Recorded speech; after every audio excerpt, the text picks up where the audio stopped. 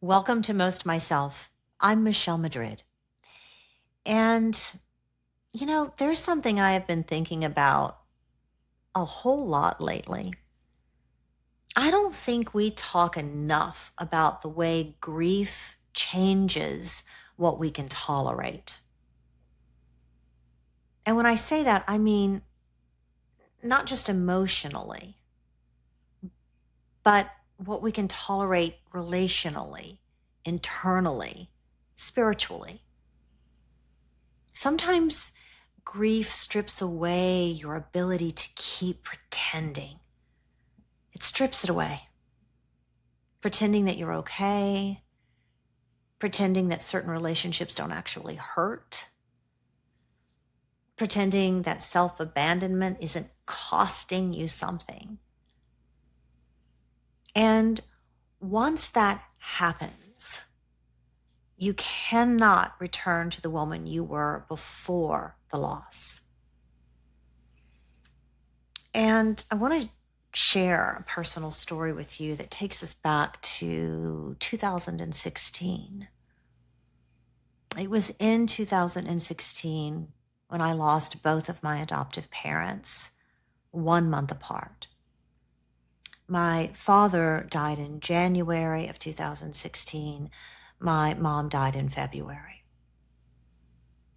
And that season changed me forever. At the time, my parents were living in Tennessee, and I was flying back and forth from California trying to help care for my mother. She had been placed on hospice, and she had chosen to remain at home under hospice care.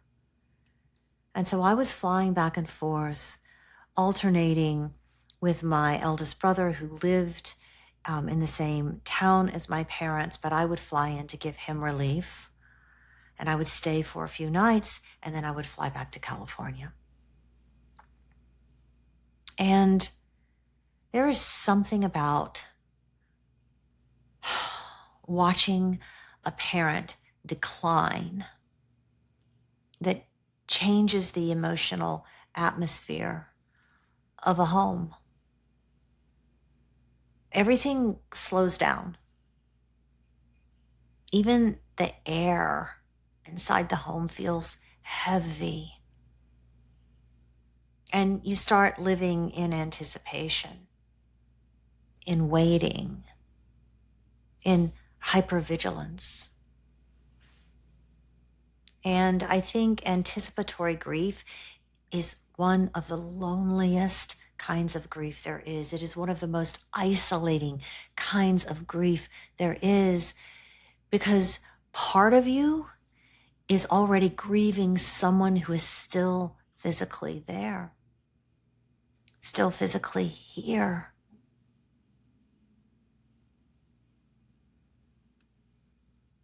My mother was very sick, and the many medications that the doctors had her on had caused her to gain a significant amount of weight. And she truly needed help with almost everything at that point. And I remember during one of my visits there to help my parents, I was sleeping in the upstairs guest room. And it was early in the morning, probably 2:30 in the morning. And I heard my mom calling me through the baby monitor that we had set up in her bedroom. I heard her calling, "Michelle, Michelle, are you awake, Michelle?" And I got up and I quickly came downstairs and I found my mother in her bed. And she was needing help to get to the bathroom. She couldn't physically get herself to the bathroom. And so I was trying to lift her from the bed and then over into the wheelchair. And as I was doing that, as we were in that space between the edge of her bed and the wheelchair, suddenly the full weight of her body crumpled to the floor.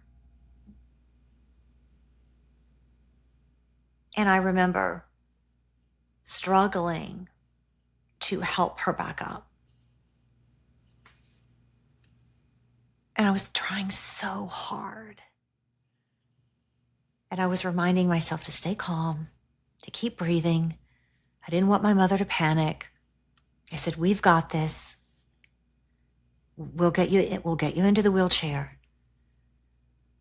And I noticed that my dad, who was in the same room in his bed, woke up and he looked over at us and he could clearly see my struggle.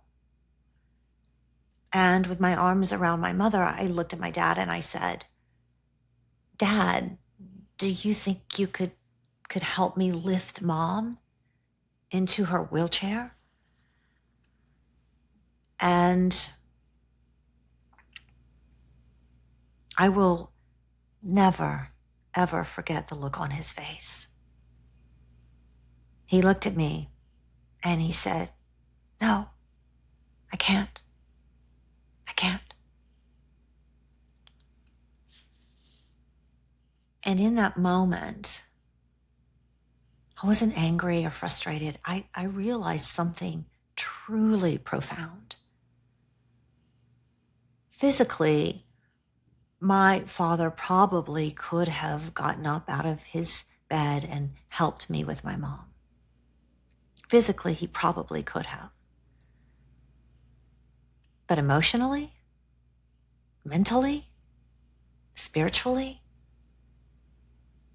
he could not bear what he was witnessing. He couldn't bear it.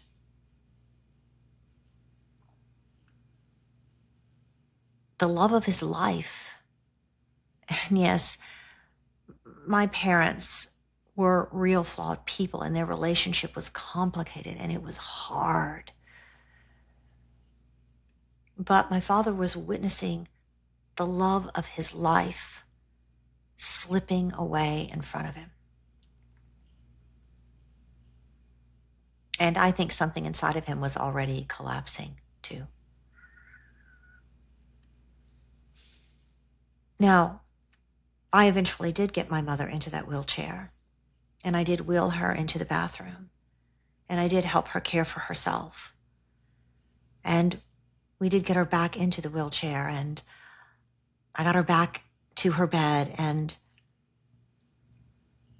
was able to lift her back into her bed and get her comfortable for what I had hoped would be at least a few more hours of sleep.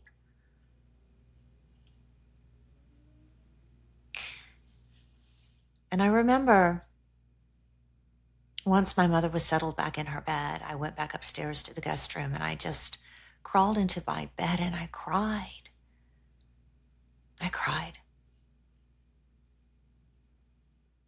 But I felt a sense of gratitude that I did have the physical, mental, emotional strength to handle that moment, as hard as it was.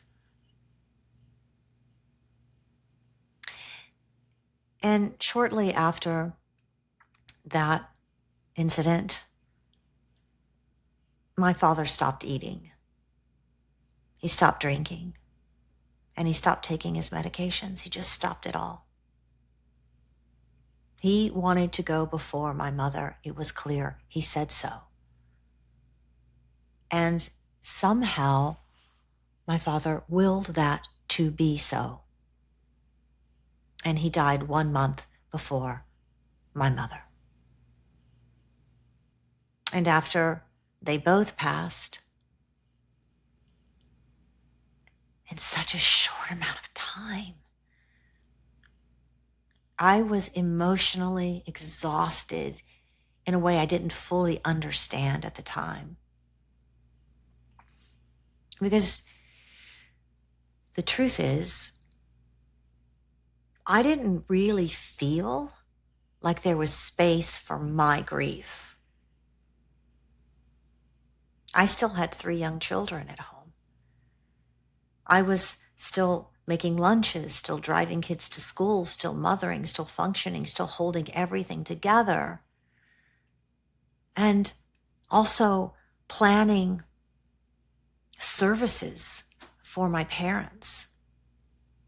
And I think so many women understand this kind of grief. The kind you carry quietly while life keeps asking things from you. And it changes you. The kind of grief where the world doesn't really stop long enough for you to fully fall apart. And as I look back, I see that something else happened during that season too. Grief changed me, not dramatically overnight, but it changed me internally. It changed me quietly. And grief stripped away my tolerance for relationships where I was not treated with respect.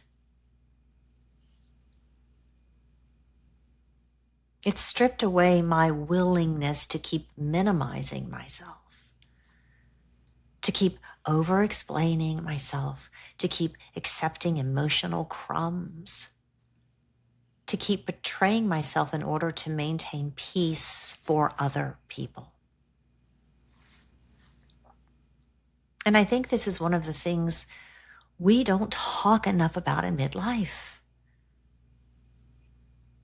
Sometimes grief changes the emotional architecture we can live inside. And I also think there's something else we don't talk enough about in midlife. So many women find themselves caring for aging parents while simultaneously trying to hold together their careers, their marriages, their children, their households, their friendships, and themselves, if there's anything left over. It's hard. It can feel incredibly lonely, incredibly isolating. There's this quiet emotional labor happening behind the scenes that very, very few people fully see. And this kind of grief, this kind of caregiving, this kind of loss, it changes family dynamics in ways you cannot always predict. It certainly did for me. My sibling dynamic, in all transparency, has never been the same since my parents passed.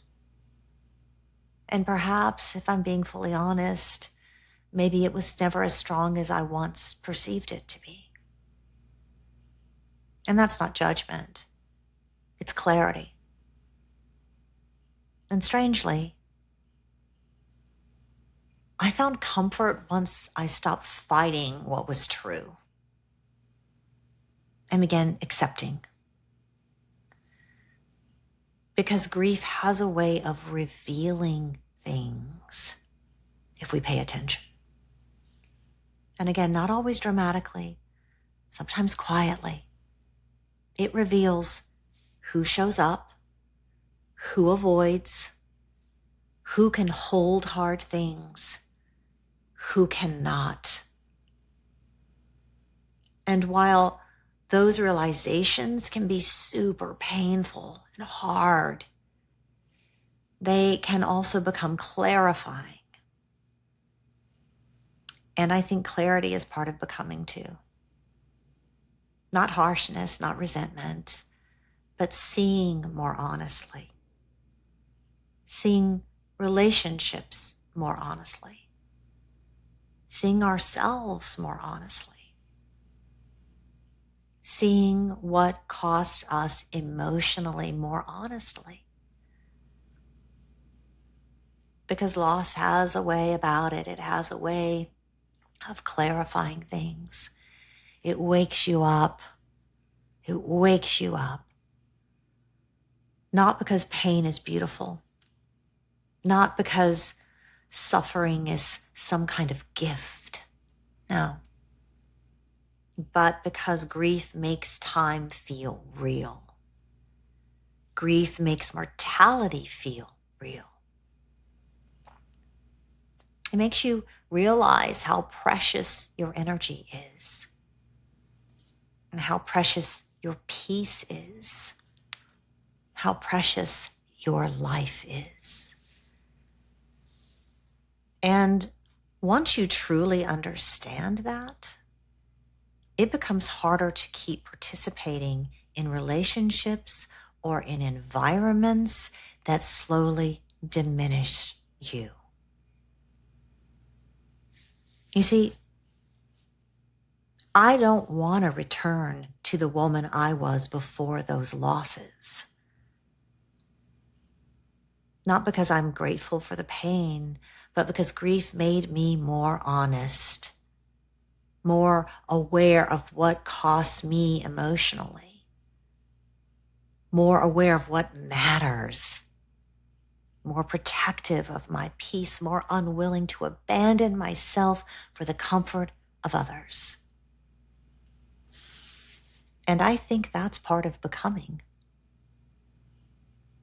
Not becoming harder, not becoming selfish, not becoming closed off, but becoming more truthful, more awake, more open, and more yourself. So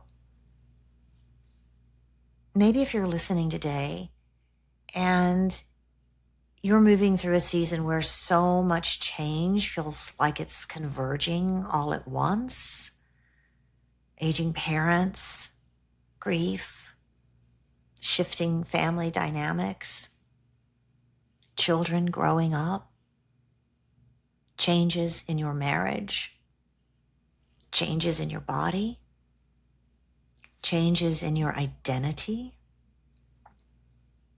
Maybe instead of asking, how do I become who I was before? How do I do that? Maybe instead of asking that question, you might gently ask yourself, who am I now that I can finally see more clearly? Who am I now that I can finally see more clearly?